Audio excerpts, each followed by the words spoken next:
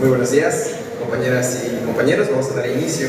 El día de hoy, 24 de abril de 2024, nos permitimos dar la más grata bienvenida al doctor Santiago Nieto Castillo, así como a la doctora Pueblito, al compañero Julio Gallardo y también al compañero Leonardo Rivera. El día de hoy, el doctor Santiago nos hablará acerca de los retos y oportunidades para el desarrollo en Querétaro. Para tal efecto, me permito solicitar, por favor, que se presente el video de su semblanza. Mi historia comienza en San Juan del Río, Querétaro, lugar donde nací en una familia de antropólogo y antropóloga, y fue desde pequeño que absorbí la riqueza cultural de nuestro México. Siempre interesado en las causas justas, me titulé con mención honorífica como licenciado en Derecho por la Universidad Autónoma de Querétaro y doctor en Derecho por la Universidad Nacional Autónoma de México. Mi carrera profesional la inicié como asesor jurídico en el Consejo Local del extinto Instituto Federal Electoral en el Distrito Federal en 1997 y posteriormente en el Consejo General del Instituto Federal Electoral del 98 al 2000, de la mano del consejero Carmen Cárdenas Gracia. Posteriormente ejercí como coordinador de asesores de la Contaduría Mayor de Hacienda en la Asamblea Legislativa del Distrito Federal entre los años 2000 y 2003. A partir de ahí trabajé durante 4 años en el Consejo de la Judicatura Federal y en el año 2008 al 2013 fui magistrado electoral regional, fungiendo durante 3 años como presidente de la Sala Regional Toluca del Tribunal Electoral del Poder Judicial de la Federación. De 2015 a 2017 me desempeñé como fiscal especializado para la atención de delitos electorales designado por el Senado de la República y posteriormente me uní a la campaña del presidente López Obrador. Entre los años 2018 y 2021 ocupé el cargo titular de la Unidad de Inteligencia Financiera de la Secretaría de Hacienda y Crédito Público por invitación del presidente López Obrador. Y hasta enero de 2024 fui el encargado del despacho de la Procuraduría General de Justicia del Estado de Hidalgo a invitación del gobernador Julio Menchaca. Me considero un eterno estudiante y mi afición a la lectura me ha llevado a escribir varios libros, entre los que se encuentran Sin filias ni fobias, Memorias de un fiscal incómodo, El control de convencionalidad y la reforma constitucional en materia de derechos humanos, Los derechos en los tiempos del género, Mujeres, feminismo y derecho, así como Interpretación y argumentación jurídicas en materia electoral, una propuesta garantista que fue mi tesis doctoral. He colaborado con otros autores y actualmente soy miembro del Sistema Nacional de Investigadores nivel 2 del Consejo Nacional de Ciencia y Tecnología, CONACYT. He participado como conferencista en ponencias a nivel nacional e internacional con temas como lavado de dinero, inteligencia financiera, combate a la corrupción, género, derecho constitucional, derecho electoral, delitos electorales, entre otros temas como información legal. Mi vida profesional me ha conducido en una travesía desde la fiscalización hasta la política y la justicia. Me considero un hombre de principios comprometido con Querétaro y con México, pero sobre todo siempre enfocado en arrancar la corrupción y impunidad que se vive en el Estado.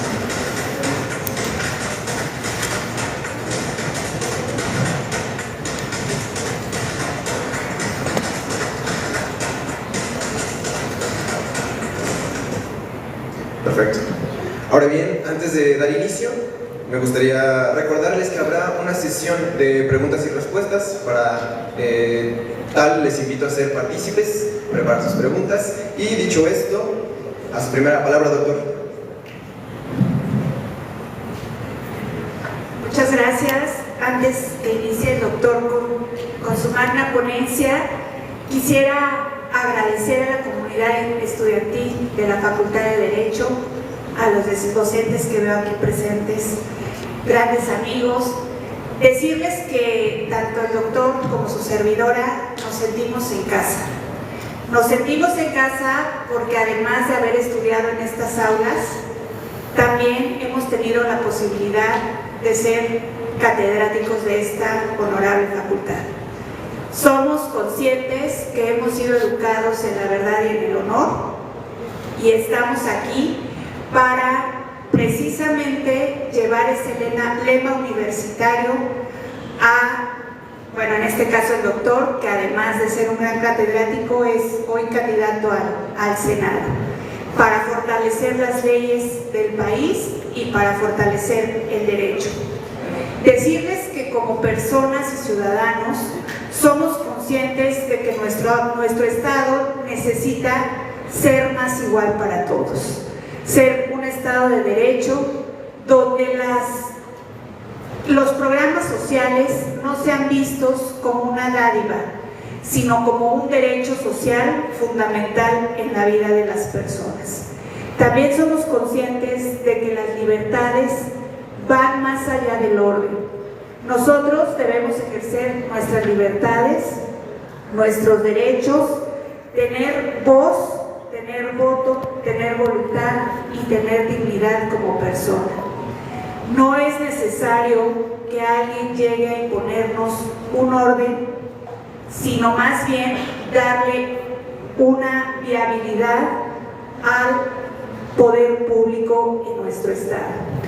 Yo quisiera cerrar esta pequeña intervención diciéndoles que en los jóvenes está el presente y el futuro de nuestro país, que ustedes vienen detrás de nosotros, que tienen ustedes la voluntad y el ejercicio para cambiar las cosas. Necesitamos fortalecer nuestra democracia, necesitamos fortalecer el derecho, necesitamos en Querétaro una alternancia que lleve a mejorar los gobiernos. Muchas gracias por la invitación y doctor, le dejo el micrófono. Bueno, primero, muchísimas gracias a la doctora Polito Rangel. La autora es muy modesta, pero es la candidata suplente al Senado de la República y la verdad es que creo que es muy importante esta conjunción que hemos hecho. La doctora Rangel es originaria de Corregidora, yo de San Juan del Río, y efectivamente tuvimos un tema de convergencia aquí en la Facultad de Derecho de la Universidad Autónoma de Querétaro. Creo que es muy importante las dos perspectivas, la perspectiva del ámbito empresarial, del ámbito de la visión desde el derecho y, por supuesto, la parte que a mí me ha tocado desempeñar, más bien ha estado vinculado con los temas de procuración de justicia, de coacción de justicia y de alguna forma de seguridad. Bueno, lo primero que quisiera plantear es un poco contextualizar 2024 en Querétaro. ¿De dónde venimos? ¿Cuál sería nuestro pasado inmediato? Agradeciendo mucho a César García, la presencia de Pedro Morales, por favor, muchísimas gracias a todos y todos. Debo decir que fue el último director que me invitó, y ya después mi hermana no me invitó a dar clases, pero en algún momento bueno, tuve la enorme ventaja de estar 8 años aquí como profesor del posgrado de la universidad y realmente esta es mi casa y me siento absolutamente orgulloso de estar aquí. ¿De dónde venimos? Déjame plantearlo así. Ustedes están muy jóvenes, pero durante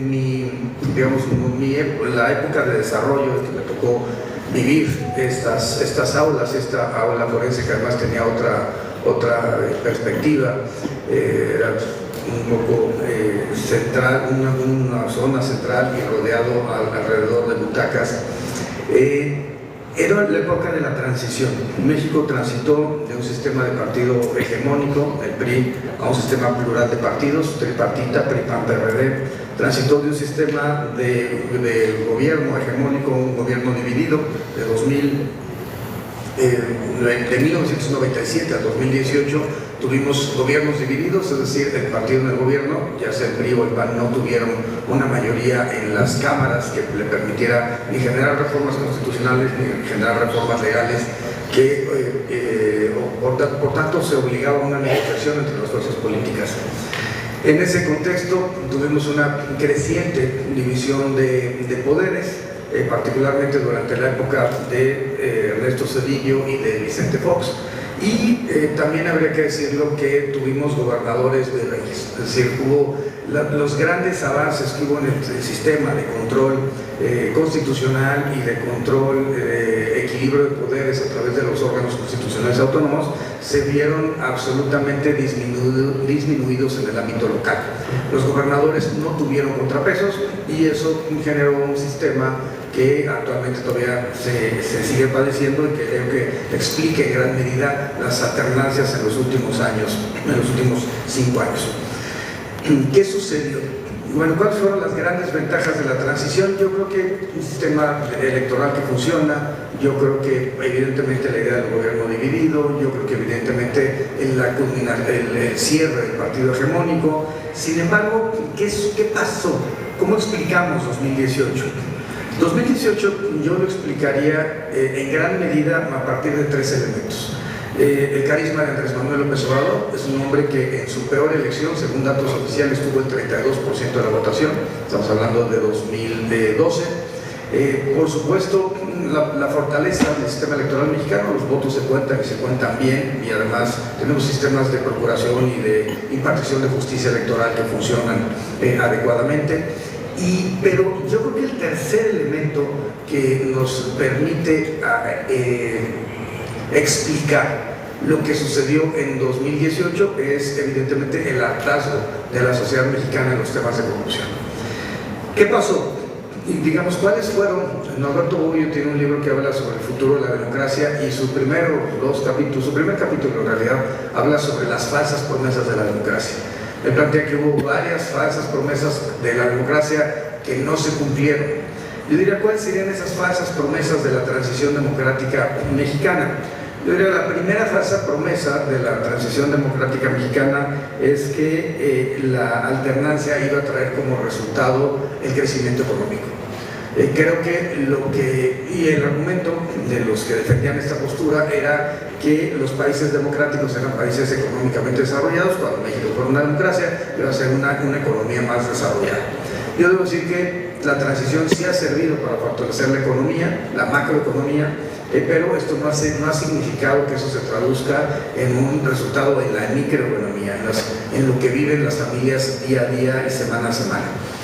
¿Qué plantearía también como una falsa promesa? El tema del combate a la corrupción. Se dijo que los sistemas democráticos son transparentes, se oponen por naturaleza propia a los regímenes opacos y por tanto la corrupción va a ser algo que va a desaparecer de nuestro país. Desafortunadamente durante la transición, digamos que la corrupción se democratizó, si me permiten utilizar la expresión. Antes, durante el régimen priista, estaba focalizada a determinados sectores, a determinados gobernadores, presidente de la República, y lo que sucedió es que todos los presidentes municipales, muchos presidentes municipales, todos los gobernadores, al final del día terminaron incurriendo en actos de corrupción. Es decir, no hubo un diseño institucional que permitiera que la corrupción se pudiera limitar. Y esto llevó a una falsa promesa también, que implicaba que la democracia iba a generar per se una división de poderes que iba a permanecer. Y desafortunadamente lo que vimos fue mucha simulación. En el sexenio de Peña Nieto, nadie me lo cuenta, me tocó vivirlo, en 2012 hubo financiamiento ilícito a la campaña por parte de Odebrecht, un consorcio de origen brasileño que en 3 continentes generó actos de corrupción. Y este consorcio brasileño lo que terminaría haciendo es realmente corrompiendo de manera importante el diseño institucional. Buscaba jóvenes ambiciosos políticos, el caso de México fue Emilio Lozoya, para darles dinero a cambio de contrataciones futuras. De hecho, uno de los grandes problemas hoy en día aún en nuestro sistema electoral tiene que ver con eso, con cómo hacemos que los empresarios no financien campañas electorales buscando contrataciones futuras, y cómo hacemos particularmente para el estado de Querétaro que el gobierno no esté financiando las campañas electorales del Partido Acción Nacional. Y en esta tónica, por supuesto tenemos un tercer problema en las elecciones que tiene que ver con la presencia de grupos de delincuencia organizada, sobre todo en los ámbitos municipales. Pero en ese ámbito, ¿qué sucedió? Desaparecen 43 estudiantes de Ayotzinapa, en la ciudad de Iguala, Guerrero, y la PGR hace una investigación que no lleva a ninguna parte. O sea, investiga sin investigar, sin querer resolver la problemática, y crean una verdad histórica, así la calificó Murillo Karam, que no tenía nada que ver con la verdad real. ¿Qué pasó con Odebrecht? El INE y el Tribunal Electoral, el IFE en ese entonces, y el Tribunal Electoral validan la elección de Enrique Peña Nieto. Sin embargo, la primera investigación respecto al financiamiento ilícito de la campaña electoral se daría hasta 2017, 5 años después del proceso electoral. Por supuesto, ya no iba a tener impacto, no se iba a anular la elección. Sin embargo, creo que era importante sancionar a las personas responsables. Resultado, entre otras cosas, el Procurador General de la República renuncia. y pues, la fiscal electoral lo termina corriendo, ¿no? Me tocó vivirlo de cerca porque era yo, ¿no? Pues me corrieron y me dieron las gracias, y entre otras muchas cosas pasaron en ese contexto de mi vida, pero la parte central fue un tema de simulación.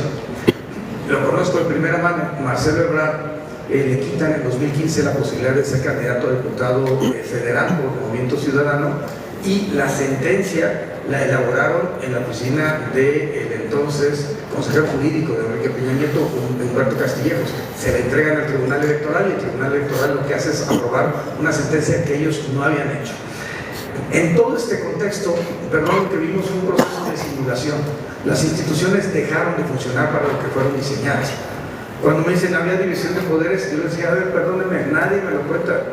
Yo supe cómo él, y me tocó vivirlo, yo era fiscal electoral, cómo el presidente del Senado hablaba con los ministros de la Suprema Corte para que no votaran para que su exesposa pudiera ser candidata a magistrada electoral de la Sala Superior. Y su exesposa, no están ustedes para decirme, pero mi esposa actual, finalmente no pudo ser magistrada electoral por eso, porque él, como presidente del Senado, se metió para que no fuera magistrada electoral, teniendo todas las capacidades y las cualidades técnicas para hacerlo. Es decir, había una enorme simulación. ¿Qué sucedió? Yo creo que hubo un hartazgo de la sociedad mexicana en temas de corrupción, en temas de impunidad y sobre todo en temas de simulación. Las instituciones dejaron de funcionar para lo que fueron diseñadas. Y eso lo quisiera yo trasladar a la discusión en el estado de Querétaro. ¿Qué es lo que estamos viendo? También que las instituciones no funcionan para lo que fueron diseñadas. ¿Sí? Ustedes pueden acudir a la Fiscalía General de Justicia del Estado de Querétaro, y si no hay una recomendación, su carpeta de investigación no va a caminar. Y tenemos una enorme simulación y maquillación de cifras. Perdón, he tenido que en estos meses de que tenemos de la pre-campaña y la campaña electoral y la intercampaña, conocer desafortunadamente casos de feminicidios, pero los reportes que se mandan al Sistema Nacional de Seguridad Pública es que no hay feminicidios en Querétaro. Yo, entre otras de las cosas que tenemos que cambiar, es que en todas las fiscalías de toda la República, cualquier muerte violenta de mujer sea iniciada como feminicidio, y y las desapariciones de personas por particulares, de mujeres por particulares, tienen que ser iniciadas como desaparición, pero después reclasificar el delito de feminicidio. Ojalá no tuviéramos ninguno, pero lo que no podemos hacer, y me parece una vergüenza, es simular las cifras. ¿Qué pasó entonces en el modelo federal? El carisma de Andrés Manuel López Obrador generó un movimiento por debajo del radar. Las instituciones no alcanzaron a ver, los partidos tradicionales no alcanzaron a ver que se estaba gestando un movimiento por debajo del radar institucional que hoy llamamos Cuarta Transformación. Un movimiento que por supuesto tenía mayores antecedentes en el tiempo. Y aquí nosotros los de izquierda tenemos una gran discusión. Hay quien dice que la 4T nace desde que Macuspana, el presidente López Obrador, camina hacia la Ciudad de México para protestar por la elección inequitativa del gobierno de Tabasco contra Roberto Madrazo. Hay gente que piensa que no, que el modelo de la 4T en realidad surge cuando el presidente López Obrador era jefe de gobierno, y desde la ciudad de la jefatura de gobierno empieza este proceso. Yo en realidad creo que la 4T inicia en 2005, con el desafuero, cuando quieren quitar al presidente López Obrador, en ese momento jefe de gobierno, de la candidatura presidencial, y marchamos, me incluyo, yo no era militante del PRD, evidentemente, marchamos casi 1 millón de personas en la Ciudad de México protestando por esa actitud ilegal de impedir que una persona llegara a la boleta electoral. También creo, y este es otro matiz, hay quien dice que empieza en realidad en contra del calderonato. Cuando Felipe Calderón llega al poder, hay un choque muy importante, una enorme polarización social. Y en esa polarización social surge en el plantón de Reforma la idea del López Obradorismo como una especie de resistencia civil frente a las posiciones institucionales. Y eso me permite hablar de Santiago Carbonell, que es un gran artista radicado aquí en Querétaro, que ha pintado a 2 presidentes de la República, a Ernesto Zedillo y a Felipe Calderón. Y cuando hace la pintura de Felipe Calderón, va Felipe Calderón a verlo y le dice: ¿y por qué tengo la nariz roja y los ojos rojos? La respuesta era obvia, pero entonces dice: no, quítame los ojos rojos, quítame la nariz roja. Y no se da cuenta Calderón del detalle de la pintura. La pintura hay una puerta atrás, chica, que se abre, porque entró por la puerta de atrás para tomar protesta en la Cámara de Diputados y Diputadas. Hay un busto de Morelos, él era admirador de Morelos, Calderón me refiero, pero el busto de Morelos tiene un balazo en la cabeza. Hay un atril en donde hay unas hormiguitas llevándose bolitas de pan, ¿verdad?, porque le estudió al pan. Hay una pintura atrás de un campo de energía eólica con el asta y el campo absolutamente seco. Claro, su apuesta por las energías eólicas en el ámbito de la absoluta corrupción. Y hay un enchufe y un foco desconectados. Claro, cerró luz y fuerza del centro. Nunca se dio cuenta Calderón de la burla que hizo Santiago Carbonell, y hoy, y toda la historia que dure en nuestro país, esa pintura estará en el patio de honor de la Presidencia de la República en Palacio Nacional. Pero más allá de lo anecdótico, el punto es ¿qué pasó en ese proceso? Y yo creo que lo que pasó fue que por debajo del radar, insisto, hubo un movimiento cansado de la simulación, y ese movimiento hoy se llama la Cuarta Transformación. En 2014 Morena no existía. En 2015 Morena obtiene 40,000 votos en Querétaro. 2018 gana la presidencia de la República. 2024 hoy hay 23 estados gobernados por Morena. Aquí a comentar a San Luis Potosí, gobernado por un partido aliado, el Verde Ecologista, y pronto va a ser Jalisco, y hoy, Yucatán es una entidad que está de acuerdo. Entonces, Jalisco, por supuesto, Morena va a ganar el proceso electoral. ¿Y qué estamos viendo? Y el gran tema, y déjenme aterrizarlo en Querétaro, es ¿qué está pasando en Querétaro? Por supuesto, en Querétaro tenemos cifras oficiales que hablan de desarrollo económico, existe, es muy importante, ingreso per cápita. Tenemos parques y sistemas de desarrollo muy bien planificados en la ciudad de Querétaro y en el municipio de Marqués particularmente. Sin embargo, ¿cuál es la problemática que estamos viendo? Y déjenme plantearlo por zonas. Primera zona, San Juan del Río. San Juan del Río fue una zona en donde el desarrollo económico se basó en empresas maquiladoras. Por supuesto, hay papeleras, por supuesto, hay temas de desarrollo en materia de plástico. Sin embargo, 2 efectos negativos tuvo este desarrollo. Primero, la extracción de agua hizo que se bajaran los mantos acuíferos. Y segundo, el tipo de personas que llegó para trabajar a las maquiladoras no necesariamente correspondía a personas que tuvieran un alto perfil en el ámbito del conocimiento técnico. Esto que ha generado, incluso con la cercanía con la Ciudad de México, incluso con otro factor, que son el ducto que va de Tula a Salamanca, que ha generado inseguridad. Hoy en día, San Juan del Río es la ciudad más insegura del estado de Querétaro. Hoy en día, San Juan del Río es el primer lugar con el número de embarazos no deseados, de madres solteras, y esto que implica pues, una falta de políticas públicas que protejan a sectores vulnerables de la sociedad.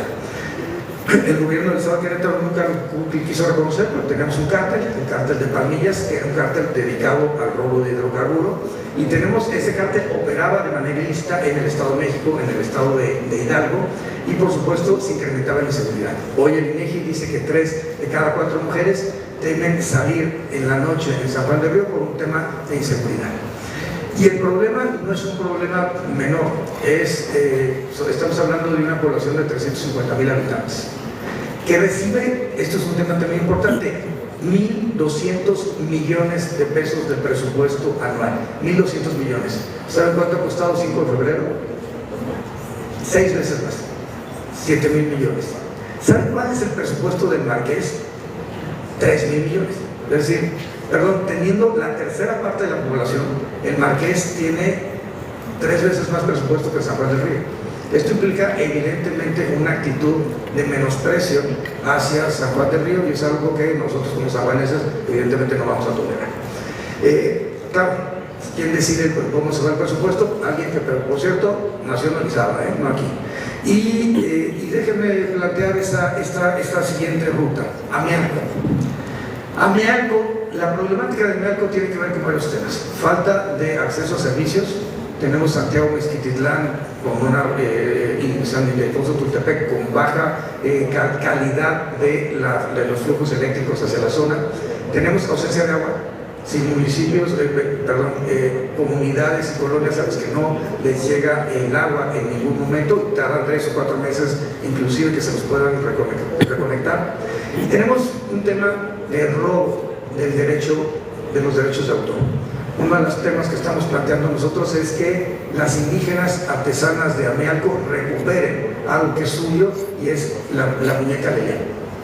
Perdón, no se vale que la esposa de un gobernador registre en derechos de autor la muñeca Lelé como si fuera su autoría y que gane todas las regalías de su explotación. Ese dinero le corresponde a las indígenas otomíes de Amialco, a las artesanas de Amialco. No hay un mercado para artesanías. Eso me parece increíble en un estado con un potencial turístico como el nuestro. No hay un mercado para las flores. Ustedes saben que el Organal en San Juan del Río es el segundo productor de flores en el país, y no tenemos un mercado de flores en el Organal, que podría ser un sitio turístico, un sitio de comercio. Pues no lo tenemos, y no lo tenemos, entre otras cosas, por esta ausencia de una política pública, o esta visión centralista que no alcanza a ver lo que está sucediendo en otros municipios del estado. ¿Qué encontramos en Amialco? Marginalidad, pobreza, nivel de educación de primaria. Por supuesto, en los más altos niveles de analfabetismo en nuestro estado se encuentran en Amialco. El semidesierto. El semidesierto tiene capacidades insospechadas en materia de energía solar. Podemos establecer plantas de energía solar que no requieren mucho, y podemos también establecer algo que los gobiernos de Morena están haciendo en la Mixteca, es decir, sembrar maguey para tener mezcal. Se está convirtiendo la zona de la Mixteca en una zona mezcalera. No se hace nada. ¿Qué tenemos en Amialco? ¿Qué tenemos en Peñaviller? ¿Qué tenemos en Tolimán? Un enorme abandono, un enorme, inclusive, deshabitación progresiva. Pensemos, déjenme irme a la sierra, San Joaquín. San Joaquín tiene 40 años sin crecimiento demográfico. No ha aumentado el número de personas en San Joaquín en 40 años. ¿A qué se debe?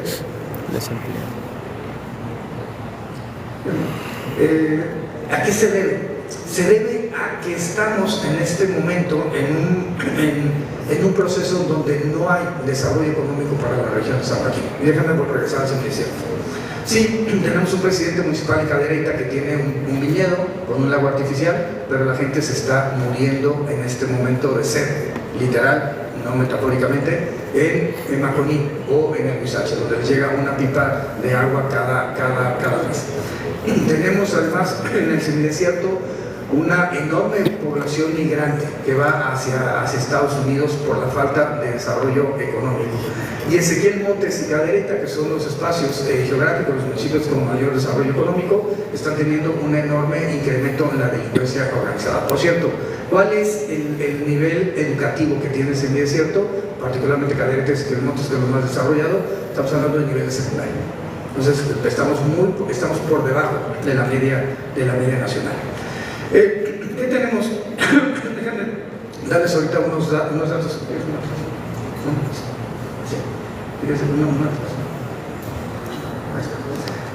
¿Qué datos? Déjenme nada más terminar el recorrido. La sierra tiene capacidades insospechadas en materia turística, en materia forestal. Sin embargo, nadie quiere irse 3 horas por carretera, en una carretera de carril de ida y vuelta. Cuando tenemos espacios geográficos en la propia sierra que permitirían hacer un medio carril adicional para poder rebasar. Cuando tenemos la posibilidad de generar un puente como el puente Baluarte, que pudiera acortar la distancia, son 80 kilómetros, que el puente Baluarte une a Durango y a Sinaloa a partir de una obra de infraestructura carretera tecnológica. O podemos generar vuelos hacia la zona de la sierra, capacidades insospechadas. Y hoy en día tenemos un proceso y un problema de deforestación grave en la Sierra Gorda. Sin embargo, el gobierno de Querétaro no ha querido instrumentar Sembrando Vida, que es hoy el programa de reforestación más importante que tiene el país. ¿Y por qué no se quiere? Bajo el argumento de que Querétaro tiene un alto nivel de vida y que no es necesario ese programa de naturaleza social. Tampoco quieren que entre IMSS Bienestar, porque los panistas están con la idea que va a regresar el Seguro Popular. Perdón, eso no va a pasar nunca. Perdón, Claudia Sheinbaum va a ser la presidenta de la República. Perdón, el que esté pensando que Xochitl Gálvez va a ganar, digo, bueno, puede pensar, digo, puede escribir una novela de ciencia ficción, pero no está hablando de la realidad. No, va a ganar Claudia Sheinbaum, el Seguro Popular no va a regresar. Pero lo que me parece inhumano, inmoral, antiético, es que el gobierno de Querétaro no permita que IMSS Bienestar llegue a Querétaro cuando es el esquema que puede recuperar para seguridad social y para servicios de salud a toda la población que no forma parte del IMSS y del ISSSTE. Y esto, perdón, es un asunto de simple y sencillamente de falta de visión política. ¿Qué tenemos? Un problema en San Joaquín, no está lloviendo en Pinal de Amuelas. Vamos a tener, corremos el riesgo de tener un problema de deforestación grave, al menos que se tomen acciones urgentes en los próximos 3 años. Ahora, les quiero, ya llego al tema de Querétaro Capital. El tema con Querétaro Capital, con la zona metropolitana, el principal problema es la movilidad. Y honestamente la movilidad no se va a resolver con la obra del 5 de febrero. O sea, la movilidad es un tema que tiene que ver con un sector no motorizado, tiene que ver con una perspectiva en la cual podamos tener mecanismos para que las personas con discapacidad, las personas adultas mayores puedan tener acceso rápidamente a las distintas regiones de la ciudad. Y en general lo que yo les quisiera plantear es qué estamos encontrando en este momento en nuestro caminar por el Estado. Hemos levantado hasta este momento, bueno, hay más de 50,000 encuestas sobre qué es lo que le duele a la sociedad queretana. Y lo primero que encontramos es que efectivamente hay una disminución del porcentaje sobre la inseguridad pública que nos lleva a 47%. Sin embargo, también, adelante por favor, sin embargo hay algo que es importante mencionar. Un tema es la percepción y otra pregunta es la experiencia. Y cuando hablamos de que si alguien ha tenido experiencia de que se han robado su casa, le han robado su vehículo, ha tenido un problema en la calle, la experiencia sube de 2022 a 2023. ¿Cómo se está presentando Osvaldo? Es la pregunta que nosotros estamos haciendo. En términos de delincuencia, ¿considera usted que vivir en las ciudades actualmente es seguro y seguro o inseguro? Y 47% efectivamente está planteando que es seguro. Adelante, por favor. Bueno, ¿pero qué estamos viendo? Cuando se le pregunta, se hace una distinción entre hombres y mujeres. El 47% de las mujeres, el 47% de las personas está diciendo que hay seguridad en Querétaro, pero, adelante por favor, cuando se pregunta si son hombres o mujeres, entonces la sensación de inseguridad va subiendo. 43.4% de la población de mujeres tiene la sensación de que las calles de Querétaro son inseguras. Adelante, por favor. Y el 50% de las queretanas y los queretanos consideran que en las condiciones actuales de la delincuencia va a ser igual de mal o va a empeorar en los próximos 12 meses. El 58.7%, 58.7% de la población considera que seguirá igual de mal o empeorará en el caso particular de las mujeres. Por otro lado, cuando estamos hablando de la percepción sobre seguridad pública, el 54% de las y los queretanos han visto o han escuchado en los alrededores de su vivienda situaciones de robo o asaltos en los últimos 3 meses. ¿Qué significa esto? Que si bien la percepción de seguridad ha mejorado, cuando ya vamos al tema de la experiencia, de que se han tenido una experiencia negativa, entonces esto va aumentando. ¿Y qué es lo que ve la gente en Querétaro? El consumo de alcohol en las calles, los robos o asaltos, el vandalismo, la venta o consumo de drogas, las bandas violentas o pandillerismo, los disparos con armas que van aumentando, o las tomas irregulares de luz, de diablitos, así como el tema de comercialización de huachicol. de los queretanos en los últimos 3 meses han reportado un tema que es fundamental señalar aquí: el cambio en la percepción del esquema de vida. Antes las personas pensaban que caminar en la noche en los alrededores era posible. Hoy 39.6% ha decidido no caminar por sus calles.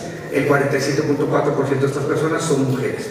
Por otro lado, se ha planteado que si los menores dejan a los menores salir de sus viviendas, 29.7% ha decidido que sus hijos no salgan a la calle, lo cual tiene un impacto evidentemente negativo. Y les diría que por otros datos estadísticos sobre el Estado, en general, hay poco respeto, poco respaldo hacia la policía estatal y hacia la policía municipal. Hay un mayor reconocimiento de las labores que desarrolla la Guardia Nacional o la Sedena. En Querétaro no tenemos Marina, para las actividades de seguridad. ¿Qué ha pasado en estos últimos meses? Se ha incrementado el robo a casa habitación, se ha incrementado el robo de vehículos, el robo al transporte, se ha incrementado el narcomenudeo, los homicidios dolosos, la violencia familiar. La solución tiene que ver con un cambio, una transformación en la forma de entender el proceso penal acusatorio, el derecho penal, la procuración de justicia, la seguridad pública y sobre todo en cambiar las políticas públicas. Si vemos el análisis de World Justice Project, cuando analiza México, dice que todos los estados de la República Mexicana estamos reprobados en materia de Estado de Derecho. Querétaro tiene 0.49. Sin embargo, cuando vemos el tema de la lucha anticorrupción, la respuesta que se plantea en Querétaro es que hay un estancamiento en la lucha anticorrupción. Y cuando preguntamos en qué estados hay una leve mejora en materia de combate a la corrupción, vamos a encontrar entre esos estados Quintana Roo, Veracruz, la propia Ciudad de México, Hidalgo, Tamaulipas, es decir, Baja California Sur, Baja California, es decir, estados donde ha habido alternancia. La alternancia por su propia naturaleza es sana y permite que se oxigene el gobierno y sobre todo evitar la reiteración de actos de corrupción. ¿Hacia dónde tenemos que ir? ¿Cuál es el Querétaro que queremos? El Querétaro que nos merecemos. Necesitamos un Querétaro con mayor comunicación. Necesitamos el tren México-Querétaro necesitamos tener trenes que conecten el aeropuerto del Bajío con el aeropuerto de Querétaro, con el AIFA. También por una cuestión ideológica no se ha hecho.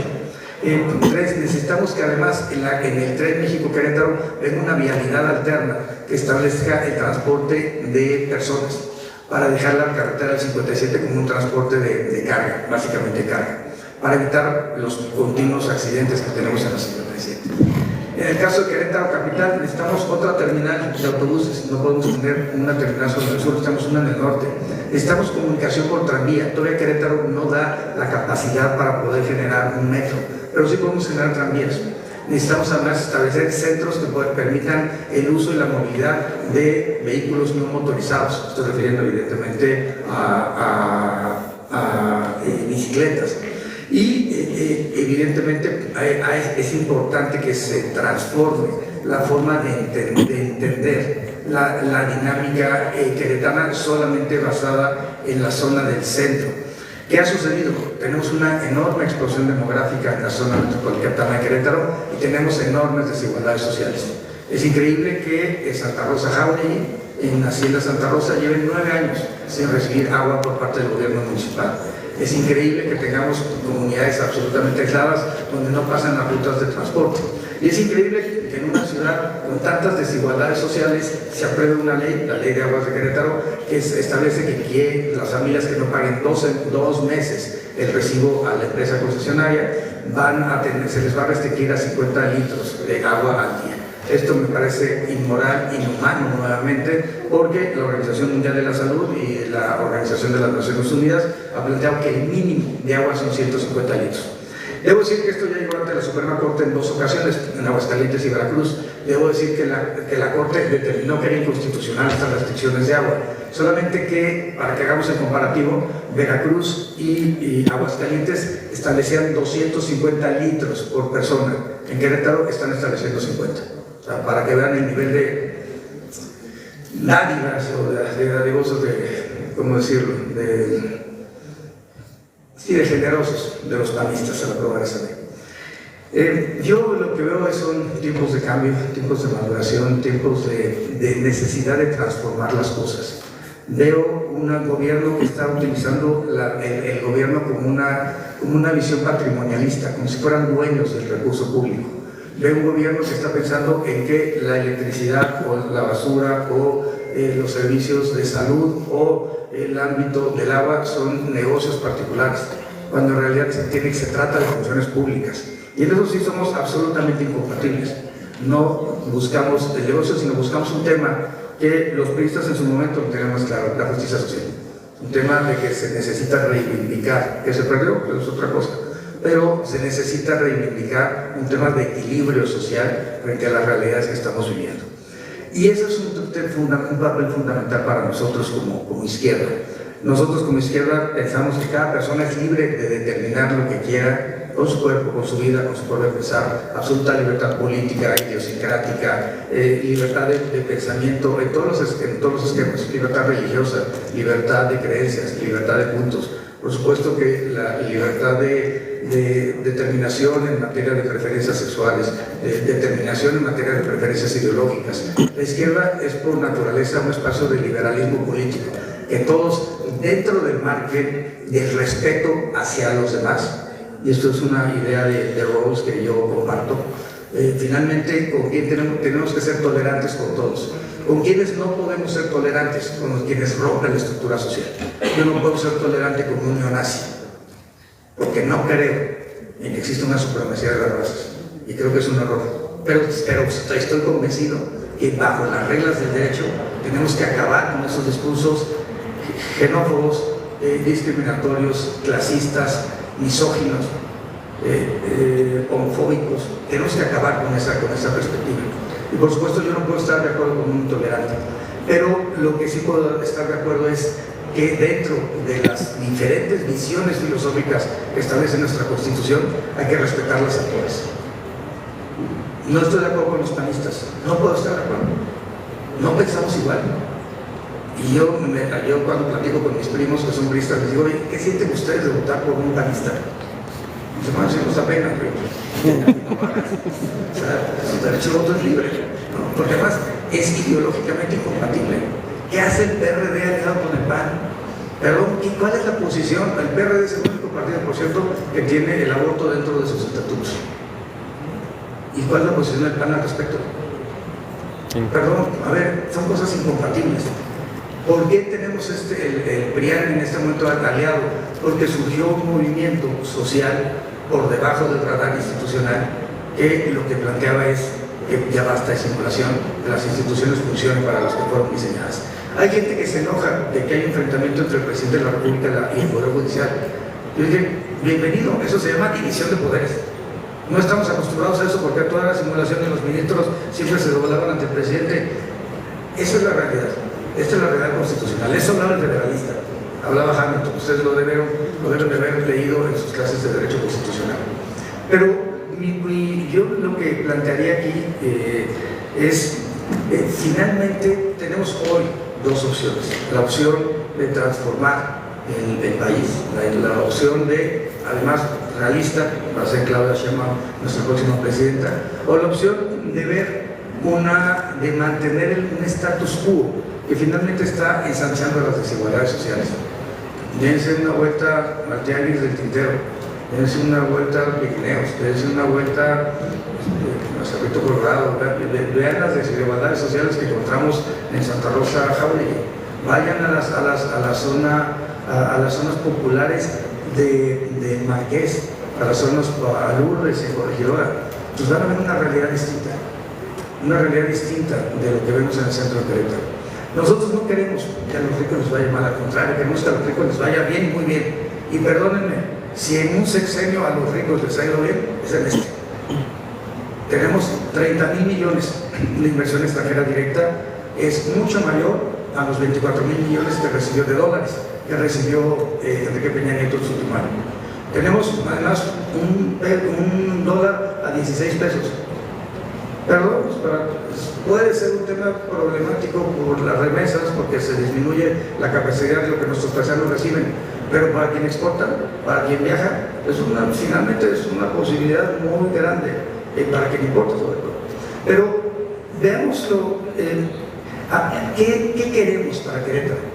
Queremos disminuir las desigualdades sociales, queremos que las colonias populares exista un drenaje, puedan tener luminarias, podemos tener un tema de seguridad, que las mujeres se sientan seguras al transitar por las calles de Querétaro, de San Juan del Río. O sea, en torno con mis paisanos, tenemos que hacer algo con San Juan del Río. O sea, si no queremos que San Juan del Río se convierta en Ecatepec en unos años, necesitamos hacer una acción directa. Y es algo que las actuales autoridades de seguridad pública y de Procuración de Justicia en este estado no están viendo. Estamos cometiendo el mismo error que Guanajuato, el mismo error. Guanajuato dejó en un grupo político la seguridad pública y la Procuración de Justicia, y el resultado es el incremento de la violencia. Es el estado más violento del país, del PAN, por cierto. El mayor número de homicidios dolosos se comete en Guanajuato. El problema de la inseguridad en el robo a casa habitación en Corregidora es Guanajuato, solamente que no lo queremos ver. Y cometemos el mismo error. Dejamos en una sola familia el control de la seguridad pública y de la Procuración de Justicia y de Partición. Esto no nos va a funcionar. No nos va a funcionar. Perdón, es como un viaje al futuro. Cuando hay que ir de aquí a Celaya, piensen que Celaya va a ser como Querétaro en los próximos meses y va a ser Osaka. Y creo que el cambio tiene que ver en nuestra propia forma de perseguir y de entender las cosas. La corrupción, 7,000 millones de pesos en la 5 de febrero. Decía el presidente López Obrador, cuando algo no suena lógico, suena metálico. Las subcontrataciones, ¿por qué ICA, una empresa de esas dimensiones y de esa capacidad, tendría que subcontratar? Lo que no suena lógico, suena metálico. Y al final del día estuvimos haciendo cuentas, 41 años del presupuesto de San Joaquín, 35 años el presupuesto de San Joaquín, 18 años el presupuesto de Pedro Escobedo, 15 años el presupuesto de Añal. Realmente la 5 de febrero era necesaria. ¿Por qué no hacíamos escuelas, hospitales, centros de salud? Yo creo que lo que no suena lógico suena metálico. Y lo que yo he pedido a nuestros candidatos y candidatas a las diputaciones locales es una rigidez en la revisión de esa obra. ¿Por qué construyes un edificio de 800 millones y luego se lo concesionas en particular? ¿Para qué el Estado tiene que gastar en eso? ¿Por qué estamos disminuyendo nuestros mantos acuíferos? Por la explosión demográfica, la explosión inmobiliaria. Y perdón, ¿por qué cambia eso?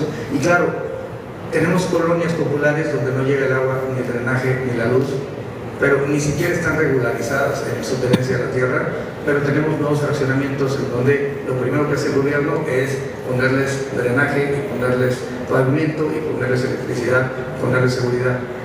Claro, no tiene nada que ver con que sus ranchos estén cerca, ¿no?, de los gobernadores, pero a ver, eso es algo que tenemos que hablar y hablar de frente. Yo creo que yo veo, y esto finalmente, yo veo un enorme doble discurso respecto a lo que pasa en Querétaro. Y afortunadamente yo soy políticamente incorrecto. Afortunadamente me gusta decir lo que pienso y lo que siento y lo que veo. Claro, no me odian muchos amigos, esto también es cierto. Cabeza de vaca por eso no me quiere, saco de pus. Pero yo creo que si queremos cambiar la realidad tenemos que partir de diagnósticos claros. Y lo peor que podemos hacer es no tener un diagnóstico claro de qué está pasando en Cadereyta, qué está pasando en Pinal, qué está pasando en San Juan del Río, qué está pasando en Tequisquiapan. La presa Centenario es una basura. Y tiene que ver precisamente con falta de una visión de una política pública en materia ecológica para nuestra entidad. Entonces tenemos dos opciones. Hay un gobierno esperanzado en volverse rico y tenemos una visión que un gobierno esperanzado en que las cosas funcionen. Vamos a tener los próximos 3 años en Querétaro un gobierno panista estatal, pero tenemos la enorme opción de encapsularnos. El gobierno federal va a ser de Morena, y si los gobiernos municipales se vuelven gobiernos de Morena, entonces vamos a cambiar la realidad de nuestro estado. Y que sea un estado para todas y para todos, no para unos cuantos.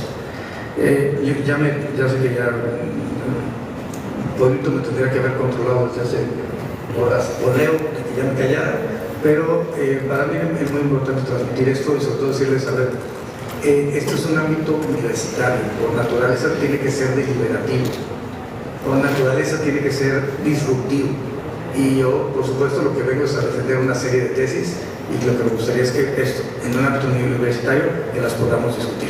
Muchísimas gracias.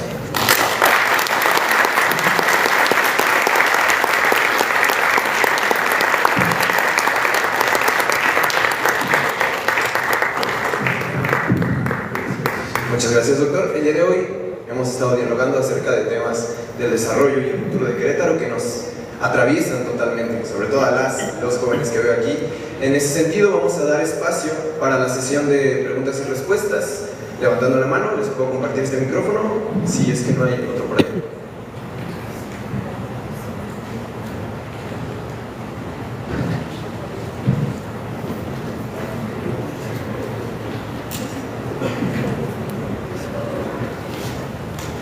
Buenos días. Antes que nada, felicitarle al doctor Santiago Nieto por la exposición, por su trayectoria, por las convicciones que defendió en esta ponencia, que sabemos que son no de ahora, sino de toda su trayectoria. Muy ilustradora la presentación, y quiero hacer dos planteamientos, dos preguntas. ¿Cómo, desde su perspectiva, dado que tocó los temas de justicia, de impunidad, y sabemos que ahorita en nuestro contexto un severo problema se ha convertido uno de los poderes, que es la Suprema Corte de Justicia? De hecho, se han asumido como el poder de los poderes, y parece que ahora son legislativo, ahora son fiscalía, ahora son ejecutivo, y quieren de pronto echar por tierra muchas de los avances que son beneficios para la nación. Algunos en materia de energía y otros en cuestiones de otra índole. Incluso se han atrevido a dar amparos, ¿no?, a delincuentes comprobados. Mucho hablan de la defensa de la justicia, y parece que sus decisiones van en contra. Aunque el contexto de su plática es más del ámbito local, pero sí quisiera ver su opinión acerca de esto, que al final de cuentas pues tiene un alcance nacional. Y la otra es el otro planteamiento, la otra pregunta es muy específico a nivel Querétaro. Bien se ha dicho que nuestra entidad siempre se ha presentado como una fantasía de que todo es un clima de paz, un clima de seguridad, y yo creo que efectivamente ha sido todo esto producto del control de los medios, del control del poder político justamente en un solo partido, y bueno, pues ahora se refleja en las mismas posturas de los mismos candidatos de oposición de siempre, más bien de los mismos candidatos oficiales del partido oficial de siempre. Y bueno, ¿qué piensa al respecto, ¿no? Si gusta, tomamos una ronda de 3 preguntas. Me parece que de este lado teníamos.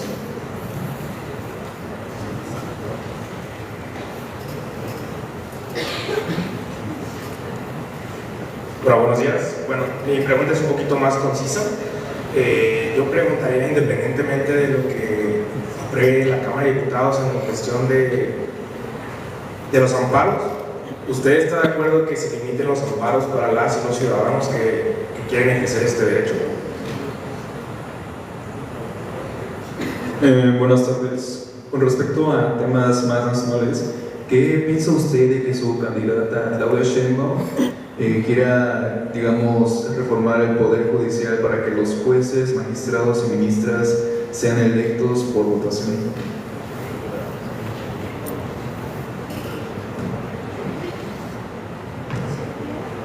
Bueno, quisiera hacer una pregunta porque la contradicción también es importante en política, no solamente en procesos jurídicos. ¿Cree acaso usted, de la misma manera que el presidente, que el poder político, la autoridad moral o alguna clase de este tipo de conceptos vagos están por encima de la ley, por encima del Estado de Derecho? ¿Usted secunda esa idea?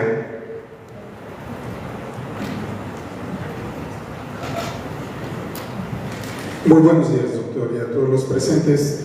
Quisiera hacer un comentario, es comentario personal, y la segunda parte es una pregunta hacia usted, doctor. El primero es un comentario muy personal con relación a la situación política actual, no solo en lo nacional, sino en lo local, que en Querétaro. El doctor hablaba hace un momento acerca de justicia social. Efectivamente, yo soy una persona que ha estado muchos años, estuve militando 30 y tantos años en el PRI, últimamente fui presidente, y algo por lo que yo presenté mi renuncia al PRI fue precisamente porque el objetivo ahorita de los partidos en la alianza opositora es que simplemente les interesa que la población vote por partidos. ¿A qué se reduce esto? Bien lo dijo el doctor, a una contradicción de principios ideológicos y de oferta hacia la sociedad a nivel nacional, pero también a nivel local. En este caso, para mí es un punto muy importante sobre el parteaguas acerca de la visión que queremos para el país y para el Estado, para los municipios, en la cual tenemos que ver efectivamente la seriedad de los proyectos que nos presentan. Por eso se me hace muy interesante la ponencia, que es bastante amplia en lo que tiene que ver con Querétaro, doctor, y por eso mi comentario, ¿no? Cerrando de que hay que ver más allá del simple objetivo y el botín político de mantener a partidos. Y pongo el caso particular de Corregidora. Desafortunadamente el PRI en Corregidora acaba de salir una medición y trae 3.5% de objetivo de voto, de preferencia de voto. ¿A qué quiero yo hacer referencia? A que el PRI tenía históricos del 15%, el mínimo que había obtenido era el 10%, que al día de hoy en una contienda esté a 3.5%, en pocas palabras se duda que logre una regiduría. Entonces, ¿qué es lo que pasa? Que los partidos, en este caso el PRI, acaba siendo comparsa de algo que no tenemos claro qué es lo que se ofrece. Ese es mi comentario personal, doctor. Y en este punto también, doctor, es una pregunta a usted como candidato al Senado.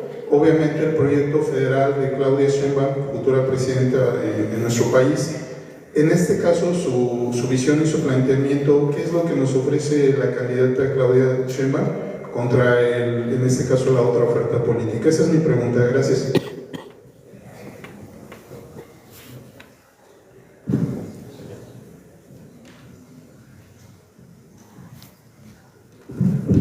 ¿Qué tal? Buenas tardes. Bueno, mi pregunta va más hacia su proyecto. Agradezco que haya venido a participar y platicar con nosotros. Me gustaría saber cuál es su proyecto una vez que llegue al Senado. Si bien es cierto que expuso y todas sus ideas cronológicas concuerdan, entendemos que puede existir una problemática muy grande en Querétaro y que se tiene que atacar, pero me interesaría saber cuál sería su trabajo, su plan, pues, qué es lo que haría usted una vez que llegue al Senado, qué es lo que dejaría de hacer. Si bien es cierto, pues nos expuso que debemos de alertarnos, de abrir los ojos y demás, pues claro que me gustaría saber qué es lo que haría usted una vez electo. Atendiendo a las facultades del 76 constitucional y dejando pues de fuera todo lo que no está en sus manos una vez que llegue al Senado, pues, o sea, si usted hablaba de poner un mercado de las flores y entendemos que cada municipio pues tiene sus puntos muy importantes por atacar. Claro que me interesa mucho su proyecto, pero me gustaría saber cuál es su plan. Muchas gracias. Si me permite, doctor, yo me voy a referir a la pregunta del joven respecto a nuestros comentarios sobre el Estado de Derecho y encontrándose con algunos principios subjetivos. Decirles que el doctor, a quien tenemos el gusto de conocer desde hace mucho tiempo y hemos seguido su trayectoria a nivel nacional, es un hombre de leyes. Es un hombre de leyes y no solo eso, es un hombre que hace valer el derecho sobre interpretaciones o acusaciones subjetivas que se pueden prestar derivadas de la propia interpretación de la ley.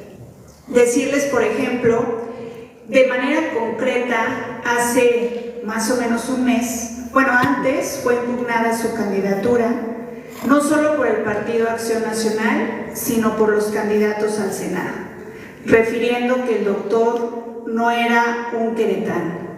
Sin embargo, y vale a colación este comentario, también porque nos cuestionamos mucho si el Poder Judicial debe continuar bajo los nombramientos que hace el Senado, sobre todo de los magistrados electorales.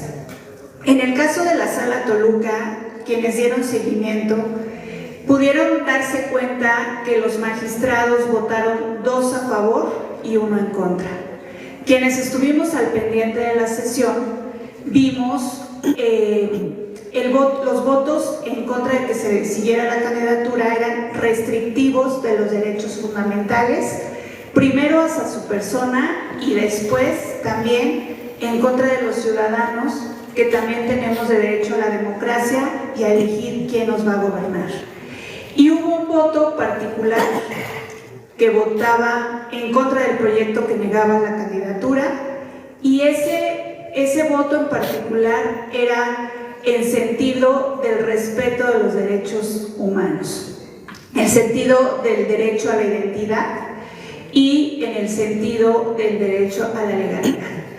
Este proyecto se llevó a la Sala Superior y en la Sala Superior tuvo 3 votos a favor, 1 ausencia y 1 en contra. Para el doctor y para nosotros siempre es importante la legalidad, pero no solo la legalidad, sino defender el derecho y la causa legal. Estamos educados en la verdad y en el honor, y siempre ese lema nos va a representar.